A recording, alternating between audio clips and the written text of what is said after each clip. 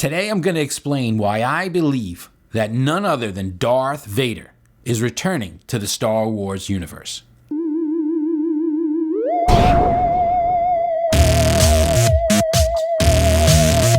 There's been a lot of speculation as to how the Star Wars saga, the 9 chapters of the Star Wars saga, are going to play out. Now, that speculation has gone into high gear, especially when they revealed the title, The Rise of Skywalker. It's not clear what they mean by the rise of Skywalker. Is it Rey? Is she a Skywalker? Is it Luke? Is it Anakin?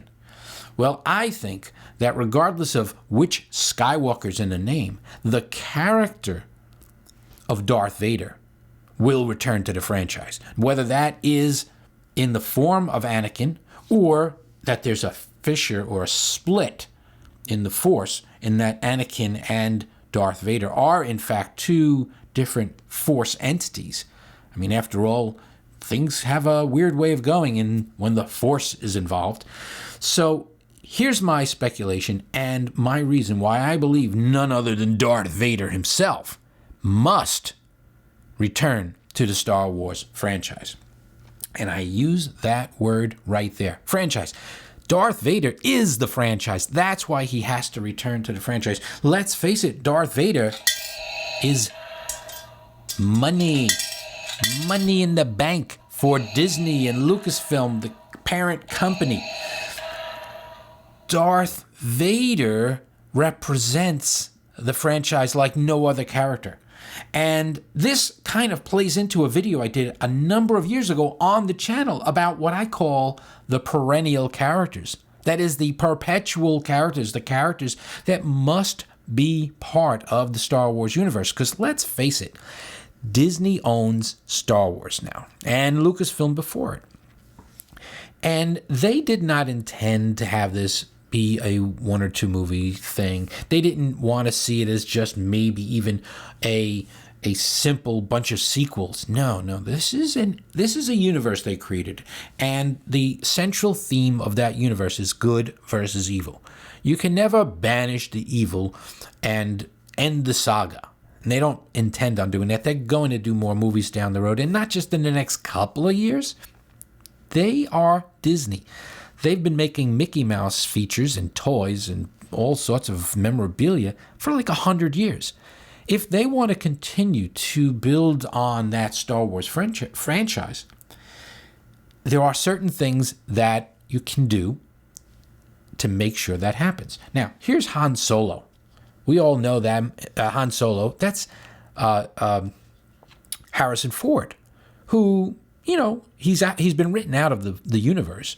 And as much as they can go in and play it, have it, the James Bond-ish, let's have somebody else play the character like they did with the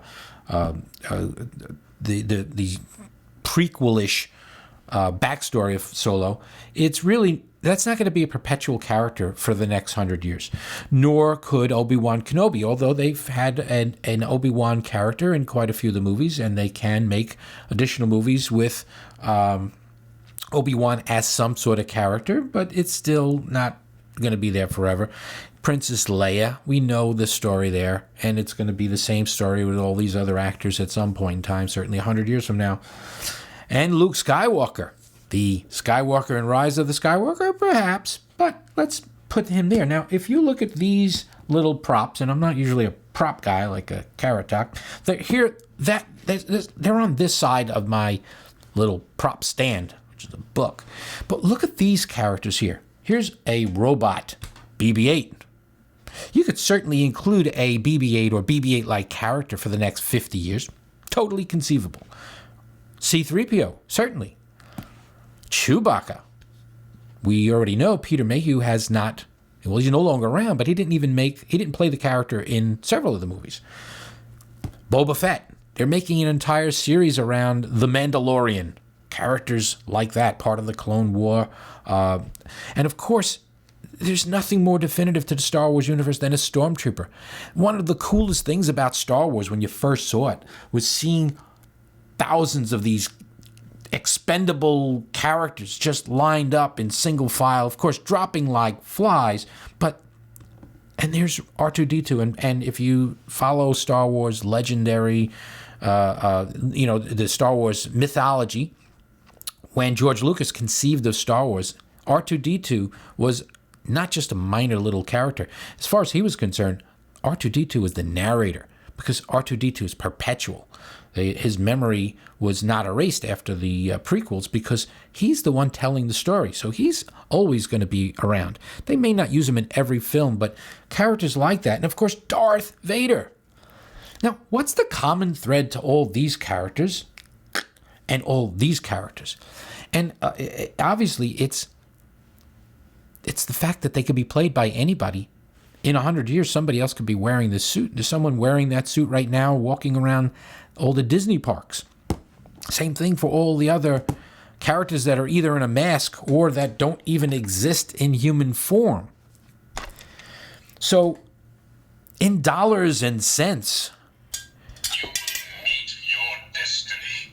If Disney wants to continue to earn big money off of the Star Wars franchise, there's nothing more identifiable than Darth Vader as the face of evil in that Star Wars universe. They can continually try to bring in other characters to be the nemesis, the bad guy.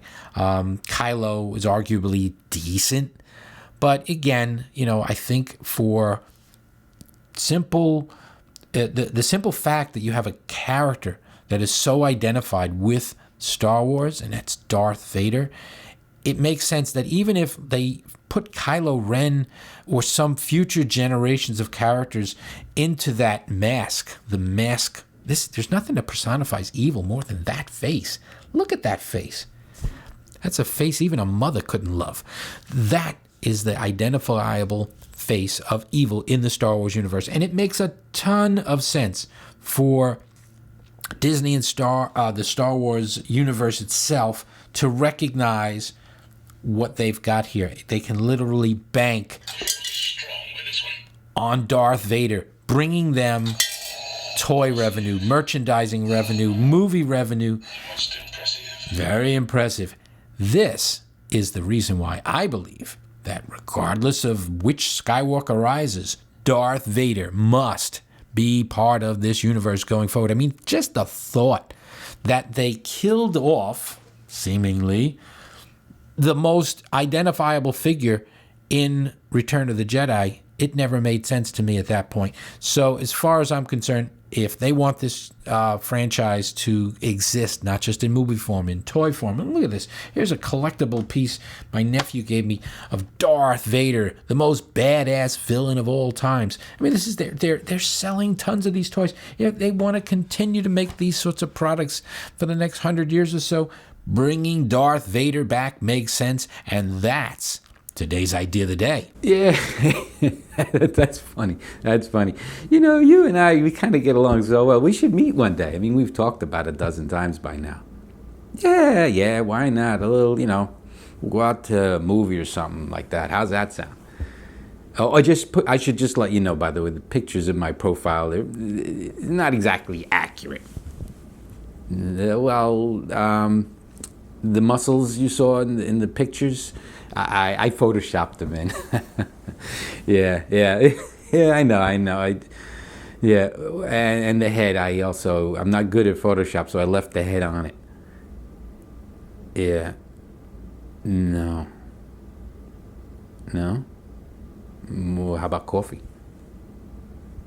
Oh, hey, sorry. Where was I? Oh, yeah. I hope you liked the video, yada, yada, yada. Hit like, hit share, hit subscribe, hit the bell, make sure everybody sees it, share it with your friends, and thanks for watching.